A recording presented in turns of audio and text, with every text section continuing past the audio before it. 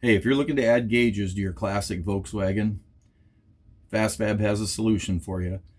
I wanted to show you our gauge panels today. I've had a lot of customers calling up and wanting to know how the gauges mount in, what type of gauges go in there, um, all kinds of things. And I'm sure you've seen these online.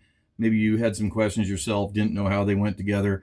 So today I wanted to take a few minutes and kind of show people how they go together so you have a better understanding of what they do and what the benefits are.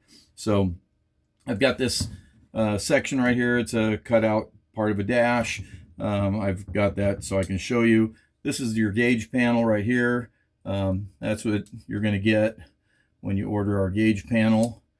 And basically, you're going to remove the back panel. I've left this one just kind of loosely fitted so I could get it apart easily. And this gauge panel locates right inside the dash like that. And then once it's in, the key to this, as you can see, there's been no cutting. The little tabs just kind of get pushed out of the way. But the gauges, actually, there's on the gauge itself, you can see where there's like a V-shaped bezel. That's the important part.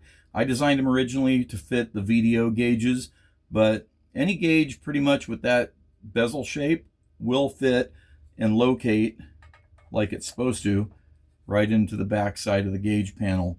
There's a groove that matches that. These gauges are just a bunch of older VDO gauges that I had floating around from different test fits that we've done. But there you go. Those all fit in there like that from the back side.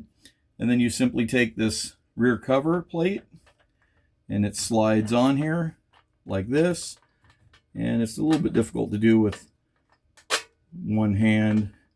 And when you're putting in your car, you'll probably want a friend of yours to come over to help you out. But effectively, this whole thing just kind of slides together like this. And then the hardware gets tightened up and you can see where it would effectively pinch the sheet metal together and hold everything in place. And then when you're done, you know, you've got a completed gauge panel. And now you can see the gauge panel all bolted together in the dash. These trim tabs are removable. This black painted section here is powder coated steel. If somebody wanted to, which I've had a lot of customers do this, you can remove that and paint match that black steel insert to match your car and then reassemble it. We did it this color just to mimic a factory radio surround. And then the trim tabs, of course, match what the rest of your dash looks like on the early cars. But if you have a later car or a really early car or maybe a Karmann Ghia, don't worry, we haven't forgot you. Had a lot of requests for that as well. We did these late model gauge panels.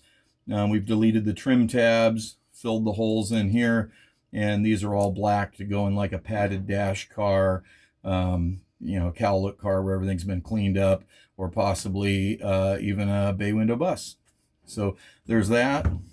And then on the early stuff, this is for your smaller radio opening. You can see the, you know, like the shape of the radio opening would be here, and then the two posts, so the old post style stereo systems in the early Karmann Ghias, and then oval window style Volkswagens and earlier. So there's our 3 gauge panels. The gauges mount into the back side of each one of these the same, and these are all available on our website. Hopefully that helps answer some questions on how these things go together. It's a pretty simple install, and it's a great upgrade to your dash, and no cutting again. And anyhow, check us out on the website and let me know if you have any questions.